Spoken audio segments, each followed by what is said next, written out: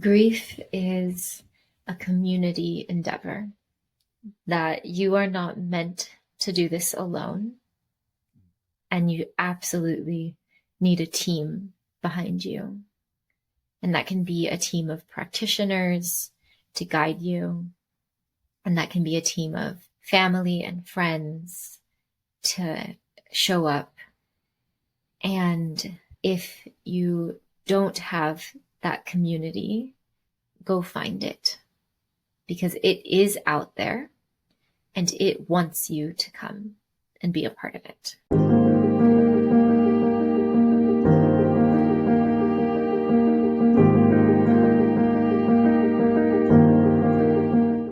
So hi. Hello. Welcome back. Welcome back to you. Thanks. In this episode, we're going to do an interview with Selysa, so that we have a little bit of a sense of Selysa's backstory and relationship with grief up to this point. Of course, remembering that as full-time grievers, our relationship with grief is always developing and changing and growing. So where Selysa is today may not be where Selysa is next year, but as a reflection of where Selysa is in this part of your journey, I wanted to just give listeners an opportunity to hear from us, hear a little bit about each of our stories. So in this episode, we'll be interviewing Selysa, and in another episode, Selysa will interview me. All right. So first question, just in a general way, I'd love to give our listeners an opportunity to hear just about your personal journey with grief. So anything that comes up for you around just that idea of what's my personal journey with grief been like? I would say that my journey with grief started when I was 13. I turned my father into the police for sexually abusing me. And a lot of people have a lot of really strong reactions to hearing that. And they talk about how courageous that was and how strong that was, is a lot of reflections I get. But what a lot of people don't realize is that that wasn't my uncle or my cousin or my father's best friend. That was my father. Yeah. So I had to grieve that relationship. I haven't seen him since.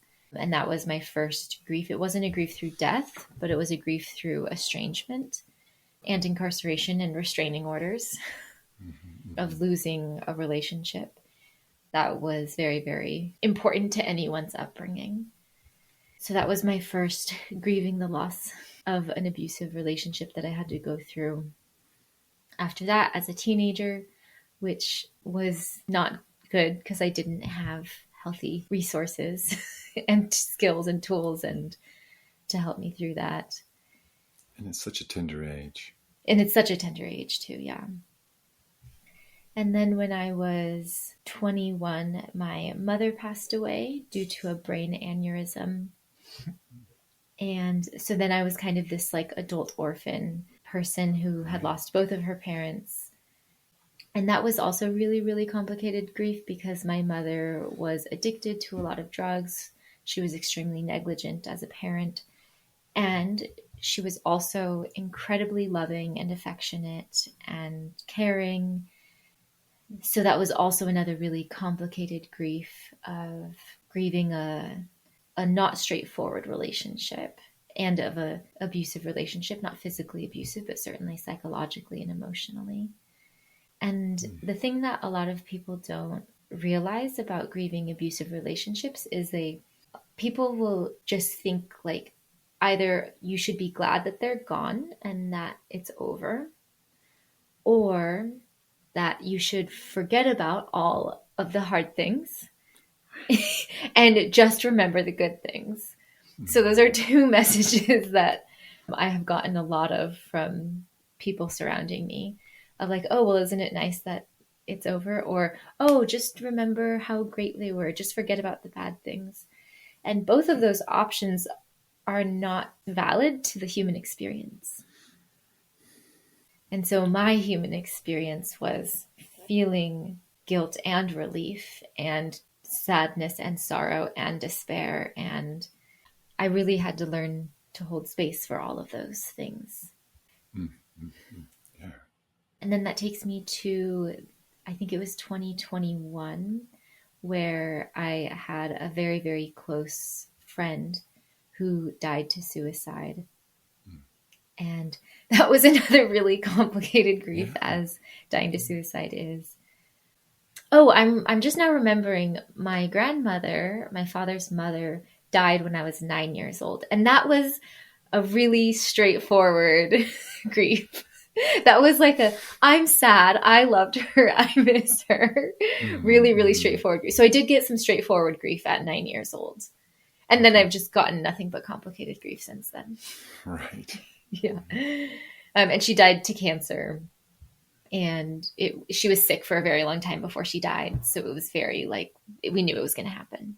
So that was some good straightforward death, not such complicated circumstances. The kind we read about in the storybooks, right? They died of an old age, at the end of their lives with their family around them. Exactly. Yeah, that was her passing. So back to 2021. So 2021, a very dear friend of mine died to suicide, and I was quite wrapped up in their final days of living.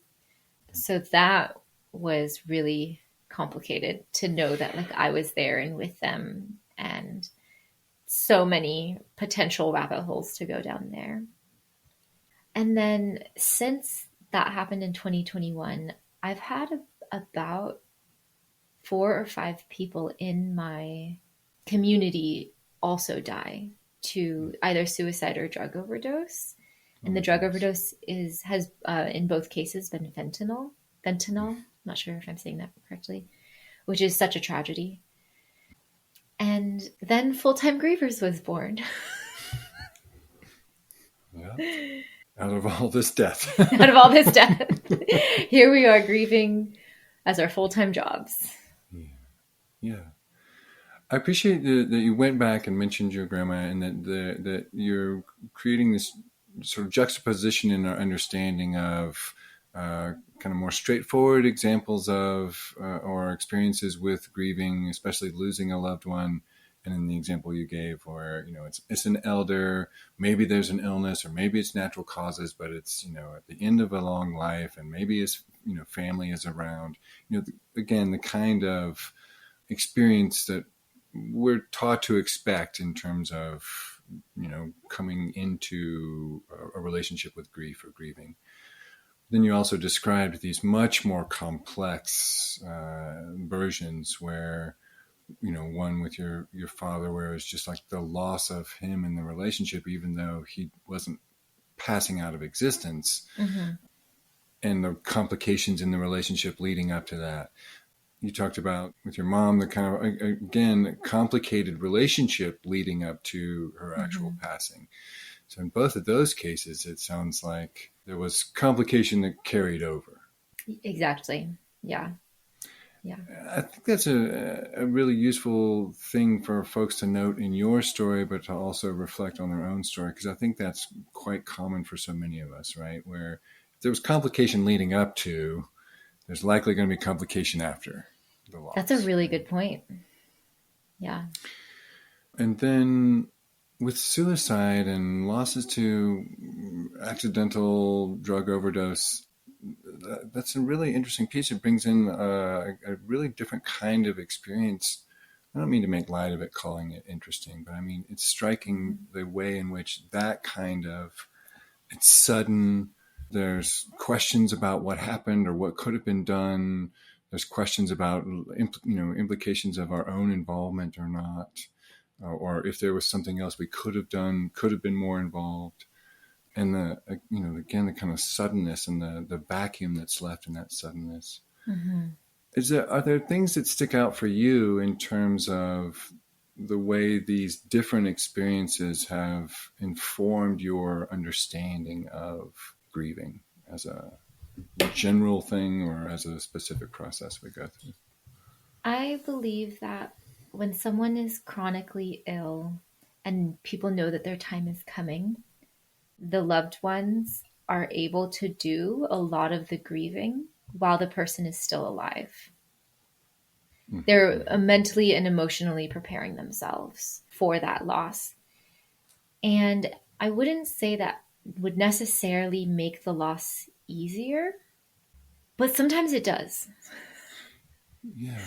I can see, even just if it's more of a known thing rather than a surprise thing. Right? Yeah, there's people who know the person will die sometimes still will go through shock.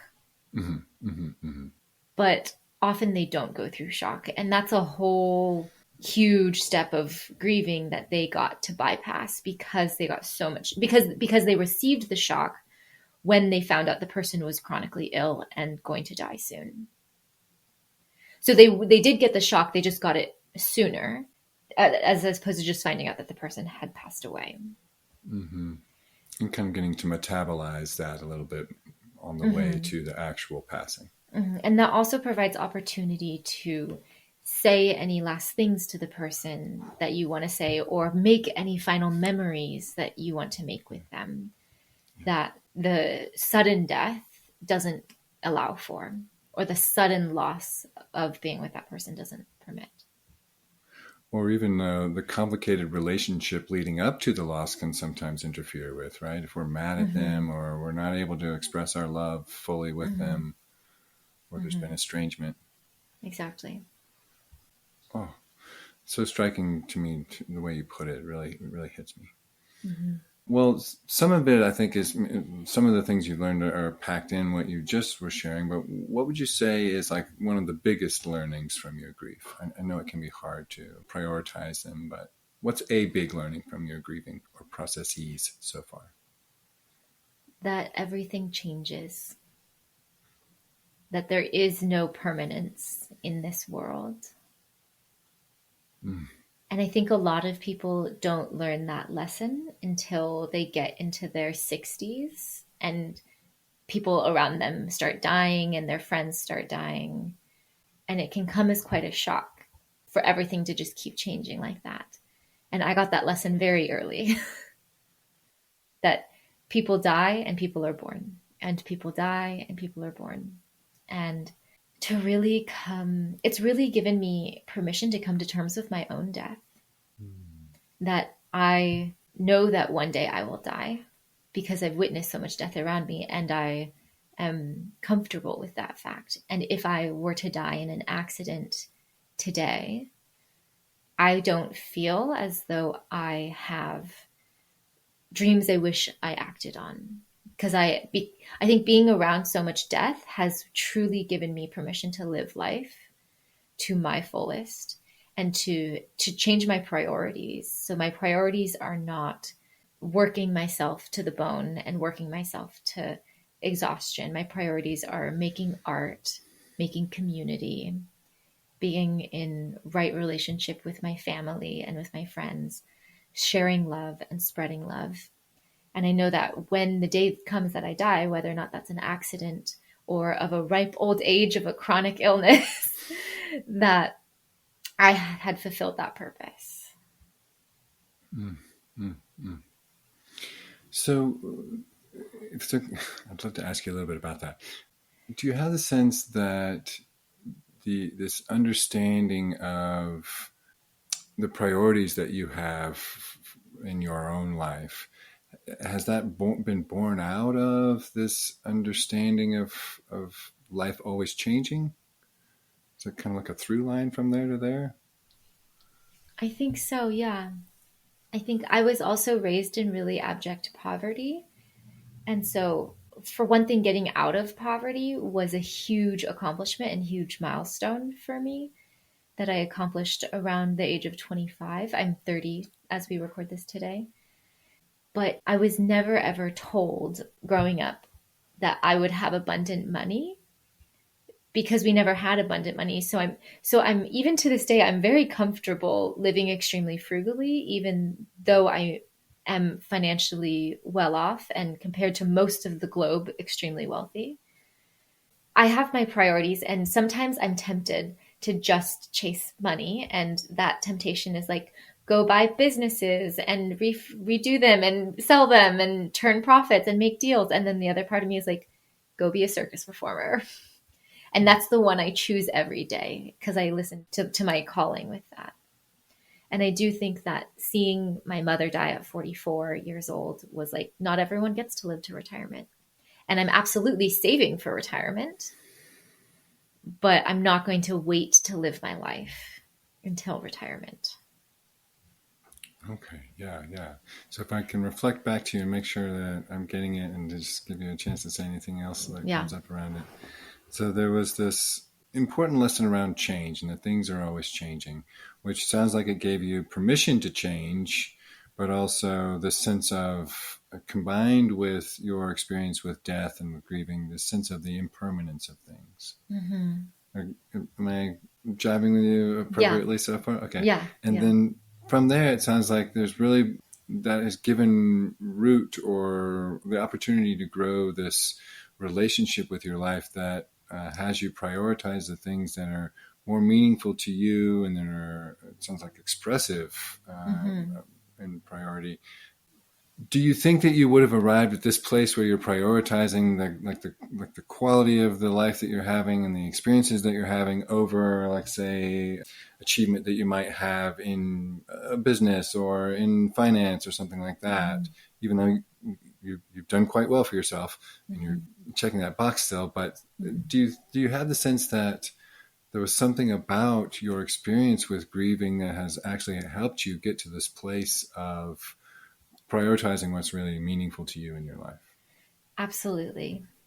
When my mother passed away, I was a grad student at UC Berkeley, and I've always been ambitious, and my ambitions in that moment were going towards career and education and trying to make an impact on the world. I was studying to be an elementary school teacher. Okay. And when my mother passed away, I literally couldn't do it anymore. And so I dropped out of grad school and I hopped on a one-way flight to India and I studied yoga in India. And that was a really, really pivotal moment in my life. I had this view of where my life was going and this career I was going to pursue that I had planned since I was 16 years old. And I was doing it at the age of 21. And I also had a full ride scholarship to UC Berkeley. And my family was so angry at me when I decided to drop out because I had a full ride scholarship to get a master's degree from one of the best universities in the world. And they were like, how can you possibly make that decision? You need to stick with this. You need to see it through. And I really had to swim upstream against my family's wishes for me to walk away from that and to know my advisor told me, you can take off the rest of this year and come back and finish the program next year, but we can't offer you the same financial support next year. And I said, I understand. Thank you. And I walked away from it. And when it was time for me to decide whether or not I wanted to go back next year, I decided I didn't want to, and that wasn't my path. And so that was absolutely a pivotal moment where I chose the random direction, the next step that my soul needed to take me in over this pre-planned ambition career. I had worked so hard in my undergrad to have a 3.8 GPA, and I came from an underprivileged background, which got me this full ride scholarship. I had a kick-ass story about overcoming abuse of my father, and all of these things got me this amazing thing. I had really worked the system in my favor, given all that I had overcome. And then I left it. And ever since then, that's been the journey. It's just been the next step. I don't really believe in 5-year goals. Okay. Yeah. Because I change so rapidly, I have no idea what I'm going to want in 5 years. I believe in financial goals, but not like 5-year vision career goals, because I just can't. I know that my soul will change its direction, or my soul may change its direction. And it's about a daily choice of recommitting to my path as opposed to trying to stick to the 5-year goal. it sounds like there's been important lessons or growth that has come from each of the losses that you've experienced. But this one where when you lost your mother sounds like there was this real pivotal experience. Mm-hmm. And I really, hearing you talk more about it, I really get this sense of how it was a reckoning, sounds like. Yeah.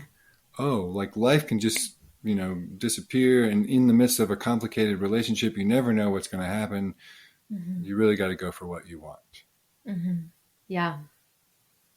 It's striking to me too, because in the aftermath of traumatic loss, it can really reorient our understanding of ourselves and our lives and where we're headed and what's important and what we need to do.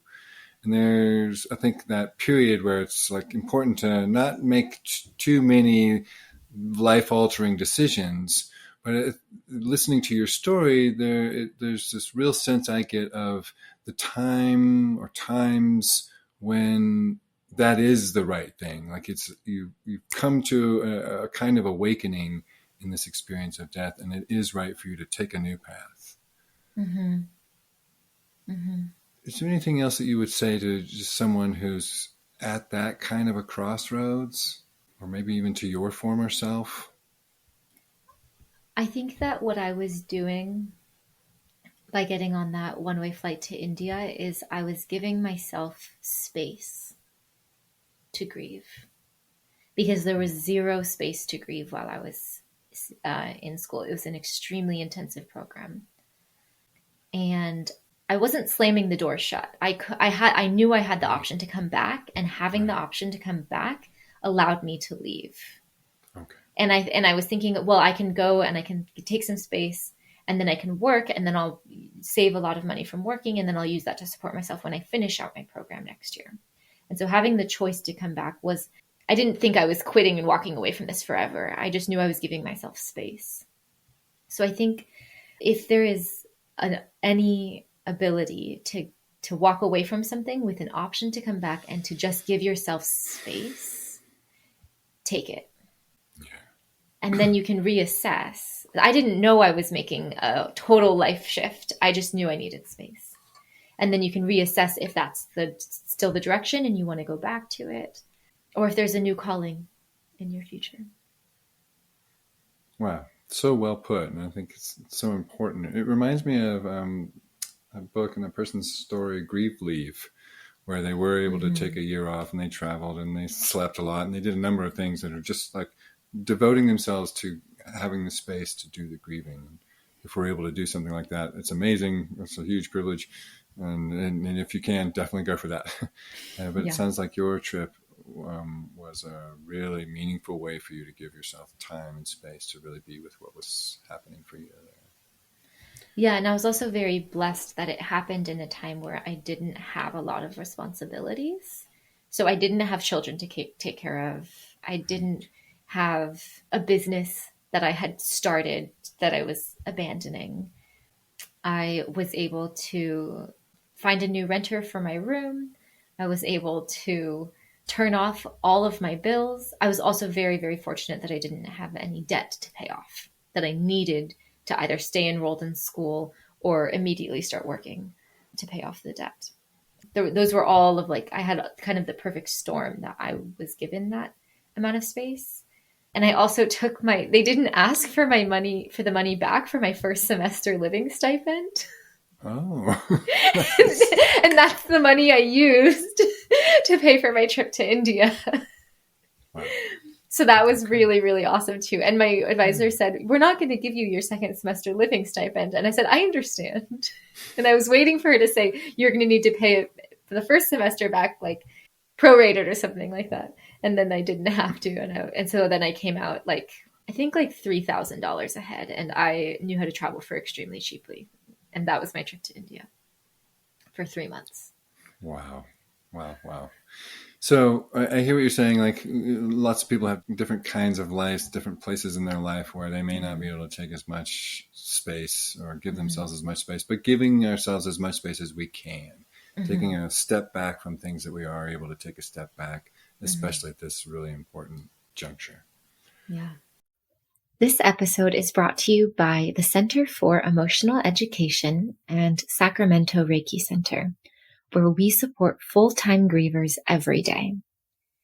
Many of our clients have tried everything and it still hasn't been enough.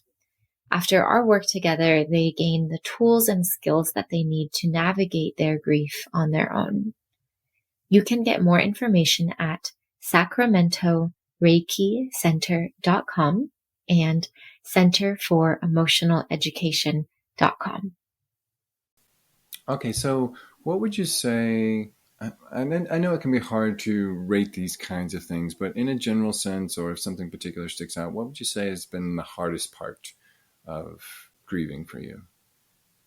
I think the post-traumatic stress disorder has certainly been the hardest part.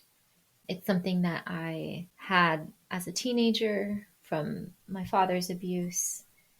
And then I had like a little bit of it as a person, as a 22-year-old grieving my mother. It's kind of been this ebb and flow. And I actually just got diagnosed about 2 years ago. And when I received the diagnosis, I was like, oh, this is something I've had my whole life, when I read all the symptoms and stuff. And I was like, oh, okay, that's interesting. And then also in the wake of my friend Aspen in 2021, who passed away, that was certainly giant new trauma coming up to work through and process.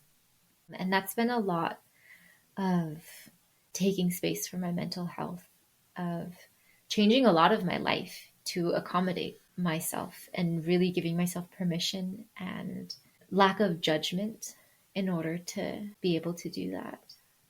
So one big change I made was I moved to the countryside. And oh my gosh, I function so much better now that I live in a very peaceful place surrounded by nature. Yeah. So that hard part being the traumatic elements or the symptoms that come from the actual. Sounds like you're describing both the trauma of the loss, and when it's a traumatic loss, especially quickly, or you know, under circumstances that we didn't expect, or you know, as you described it with your father, that kind of loss in particular, or suicide in particular. These kinds of losses by themselves can be traumatic, right? Yeah. So that version, but then you're also describing ongoing levels of trauma leading up to some of these losses, right? Yeah. So the compounding and intersection of existing trauma living in your system with these then traumatic losses really upping the level of the symptoms you were seeing of PTSD as you described. Yeah. I think that's so important to point out the way that you are, you know, and that was a hard part for you. I think that can be such a hard part for so many of us, especially if we have complicated circumstances leading up to or involved in the passage, right? Yeah. And really up the way the nervous system relates to this experience. Yeah. You said a little bit about it already, but how would you describe how you overcame this hard part of the traumatic symptoms, or the symptoms of PTSD coming from your traumatic losses? So PTSD is in its core a nervous system dysregulation disorder. So a big part of how I overcame it at age 18 was through studying yoga. So through studying yoga, I didn't realize I was learning nervous system regulation, Right. but I absolutely was. Yeah. And then that's huge. Yeah. And then that took me to India, where I was studying yoga super in depth, and I kept an active yoga practice throughout since then, since I was 18 when I discovered it. And so having that tool just so easily in my pocket, because I've immersed myself in it for so many years of my life, has been really, really pivotal. That I know that I can do a yoga practice and significantly calm down. Or if I don't have the motivation to, I can put on a YouTube video of a yoga practice, or I can go to a yoga studio and take a yoga class at a yoga studio or a gym and do a yoga practice there to significantly bring down the nervous system. And so that's So the first step is just nervous system regulation, which I acquired through yoga. And then the next would be trauma processing, which I did through self-Reiki healing, through receiving Reiki treatments, and through talk therapy. And so it was a processing of the trauma and in the Reiki, we're doing a lot of processing of the embodiment of the trauma. So the trauma living in my womb, because that's where the abuse happened, and really going in there and experiencing it and feeling it and energetically replacing that energy. And so being extremely selective about that. And then the other piece I would say is avoiding triggers. So for me, a really big trigger is strangers who are men. And if I'm walking alone and there's a man stranger walking alone, I'm going to have a fear response of him. So I got a big dog. And then I was confident to walk around strangers who were men. I also, when I was living in a city, would receive a lot of street harassment. And I ultimately removed myself from that situation because my nervous system couldn't handle strangers who were men whistling and shouting and hollering at me. So now I live in the community is called Sleepy Hollow. It's a very sleepy community. It's mostly retired people. It's exactly what I need. Sounds great, actually. It's so great. So things helping you navigate this hardest part of it and the PTSD symptoms coming up around the traumatic loss. You described nervous system regulation. There's a range of things in there, but specifically yoga for you. Definitely picking up on the last one, like changes to lifestyle or to where you live or to environment to lower your experience of things that activate you or that activate your nervous system.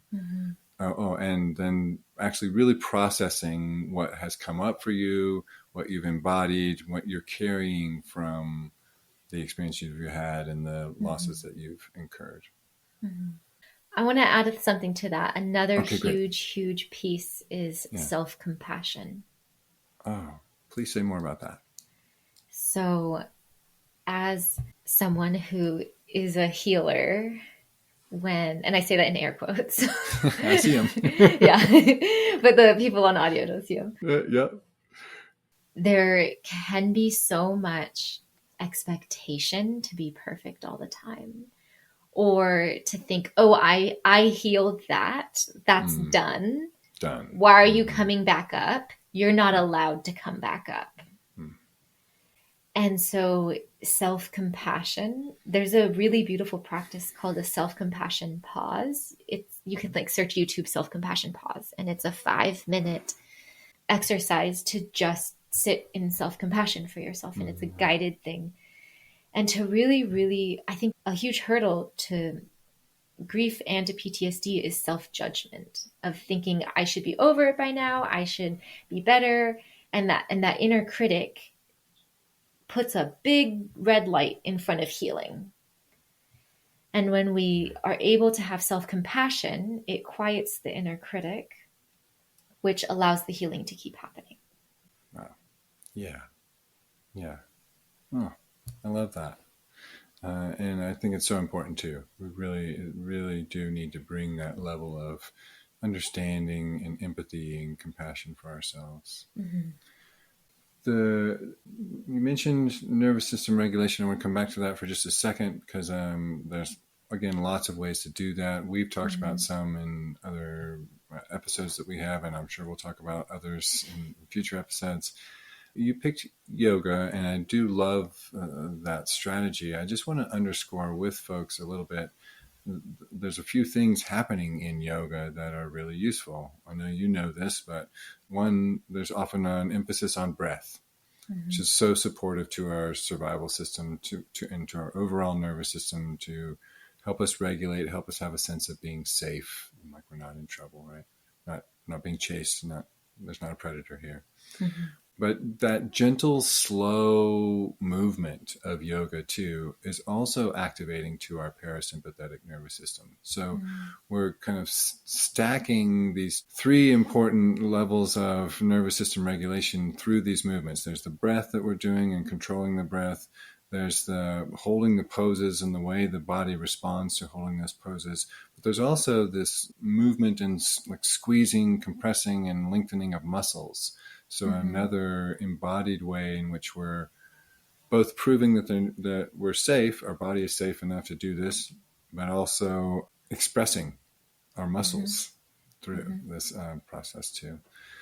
I think that's such a beautiful practice, and I do know that so many people who are both working through PTSD or even complex PTSD and or working through a grieving process or even a complex grieving process have found yoga to be such an important and useful support thing for them. And some people really don't like yoga because they're like, I can't touch my toes. I've never been able to touch my toes. Yeah. And I would say that Qigong and Tai Chi have the exact same benefits. They're going to give you the exact same effect on your body, but it's a totally different lineage, totally different practice. So if you're like, I hate yoga, go to a Qigong or a Tai Chi class and try that out. Yeah, great suggestion too, because you're right. All three of those aren't getting the heart rate up too much, but they're still inviting that movement that is languorous enough to get the parasympathetic nervous system really going, and moves energy too, right? Yes. So bringing in that element that you were talking about, whether they know about Reiki or not, as you've learned, still moving the energy in their system as well. Yeah. Beautiful. Okay, so now I want to turn a little bit, I think this is a challenging corner for some folks to turn in terms of relating to our grief. But what would you say is like a surprise blessing or gift that you've received through grieving?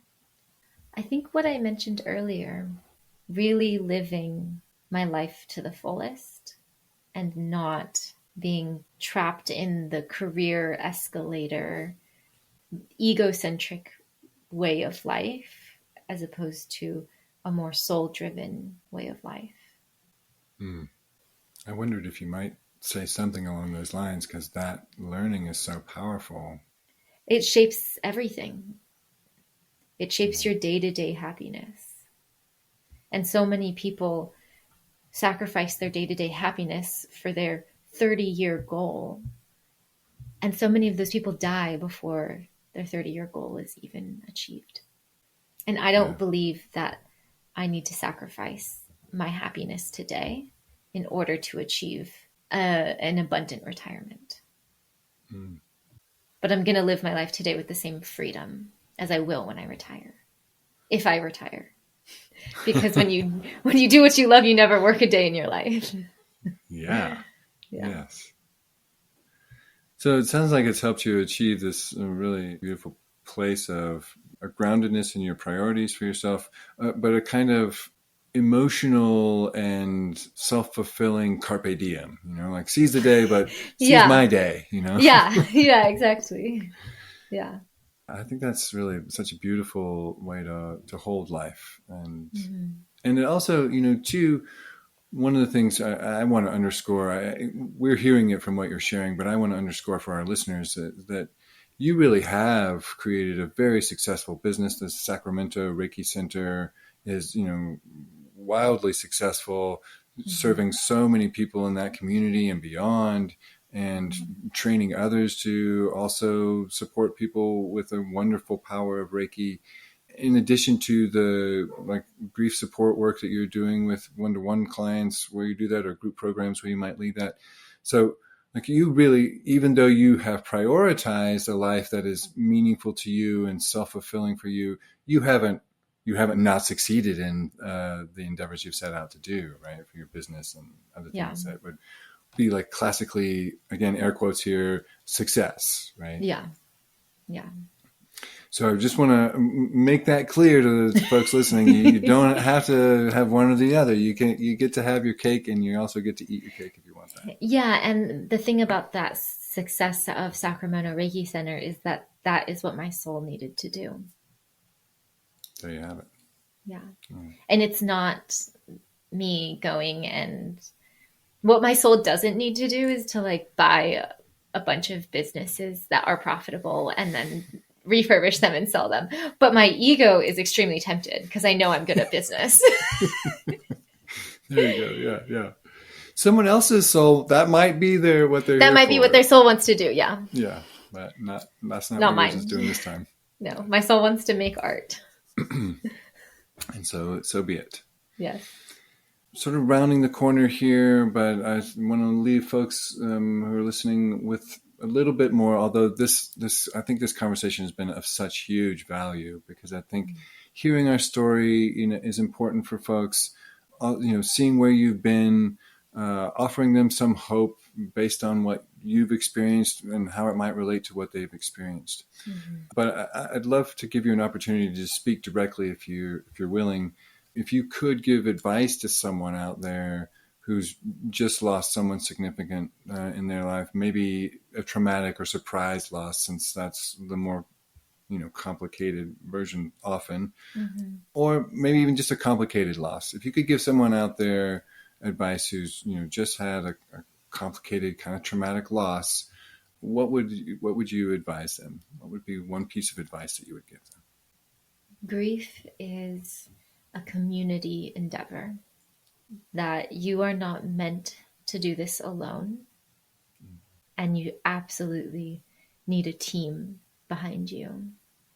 And that can be a team of practitioners to guide you, and that can be a team of family and friends to show up. And if you don't have that community, go find it, because it is out there and it wants you to come and be a part of it. Mm. And the first thing that comes to mind with that, of what to even look for, is a grief support group. Yeah. That's an instant community that wants you there. Yeah. We've talked in some other episodes where we actually advise folks, if you're going to go to a grief support group, and definitely do if that's what's right for you, it can be really helpful to find one that's specific to the loss that you've incurred, right? So if you lost a brother, go to one where they've lost a sibling or a brother. Yeah. Or if you lost a parent, go to that kind. Yeah. And such an important thing too, right? Both the community aspect and the literal receiving of support from your community. Mm-hmm. In whatever ways it's right for you to do that. Yeah. Such an important piece of advice. I'm so glad you shared that. Yeah. Would you be willing to give us the personal view of like where have you really leaned into support? Where has it been important for you? What kind of support did you like, and or what kind of support did you not like? Are you willing to say anything more about that? Yeah. I think that when I was living in Berkeley, when my mother passed away, I had very recently moved there. So I actually didn't have any network there yet, other than my classmates who I had known for about 4 months. So I think in Berkeley, I was really living in a deficit of community, just because I was so newly there, and it was so hard to try to build myself community when I was grieving. But then when I left, I went to a yoga school in India, and we had this little cohort, and we were all there for each other. And it was very sweet. In this most recent death in 2021 of Aspen, when Aspen passed away, literally in my head, I said, grief button turning on. Because it was just, it's almost become routine of, okay, I'm going to enter into this multi-year period of grieving now. I'm readjusting my whole life expectations around that now. And I told, there was a little group of us that were all extremely close to her, and all extremely aware, and all extremely like tied into the last few days of her life. And so we were all in this just such shock, and they had no idea how to ask for support or receive support. And so I actually became the support organizer. I said, when people ask or offer to do anything, tell me who they are, and I will assign them what to do. And they were like, oh, okay, well, I really, like, we need to eat. And so someone was like, can I come today? And I was like, yeah, come and bring us dinner. We all like Thai food. just order a bunch of things. And they just came with Thai food and ordered a bunch of things. And we also had to go through Aspen's possessions, which is a whole nother thing. And then there was these really heavy things that needed to be moved. And someone was like, who can help me move these heavy things? And I was like, oh, let's call Cody. I was like, we're not going to call Cody to process our feelings, but we know Cody's ripped and he loves lifting heavy things. And we know he loves us and wants to help. So we're going to call Cody, and Cody's going to come help lift these heavy things. And so that was really, really thankfully coming from a place of abundant community pouring in. And then I had so much experience with grief and support that I was able to really hone in on what is someone's sort of like specialty. What is someone good at? And then I was able to assign that person a way to support our little inner grieving circle in a way that would feel really good for them. So I wouldn't ask Cody to come and help us process our feelings. Right. But Cody was absolutely the person to move the heavy things.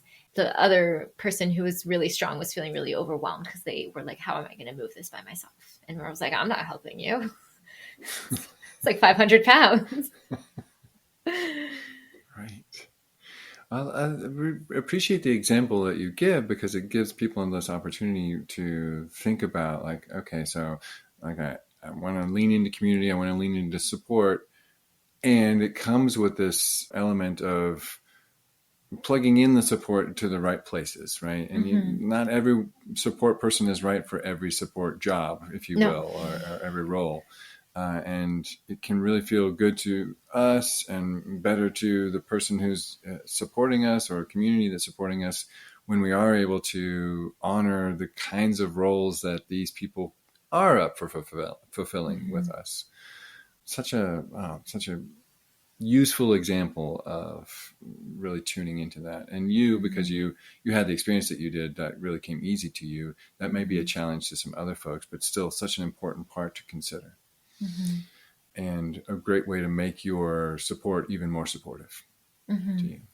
So many people will reached out to me after my mother died and said, anything I can do, please let me know. And I just had no idea what to do with that.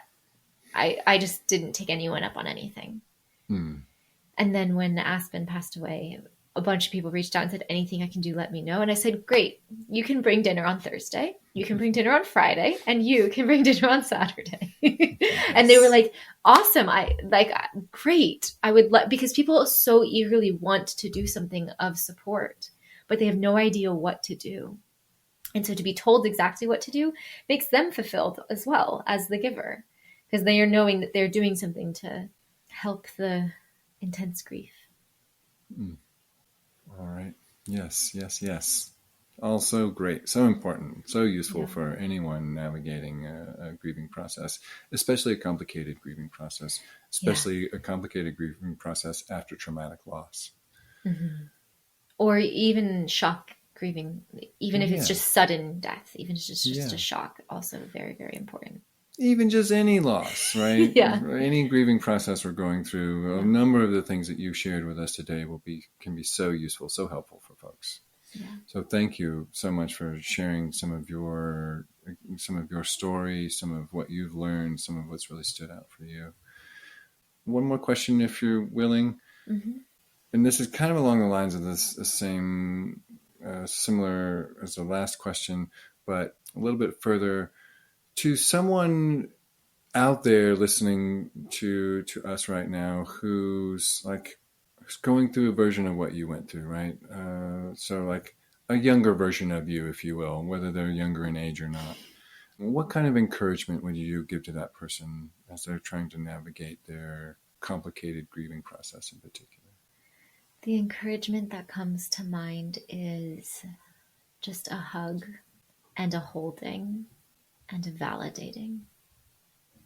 So just being, I would just go and be there and hug my younger self and hold her and love her.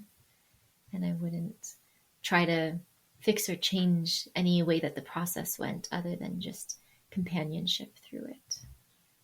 And I am really thinking of my partner, Carson, who did that for me. I met my partner, Carson, 3 months after my mother passed away. And he was kind of my grief doula, if you will. It was really, really beautiful the way he would just hold me while I cried for nights and nights and nights. Wow. Yeah. And so I wish for everyone to have a Carson in their life to hold you while you cry. Oh, so lovely, so powerful. Yeah. May we all have that being held, in our grieving process, especially. Yeah. Oh, I definitely wish that for all of us. Yeah.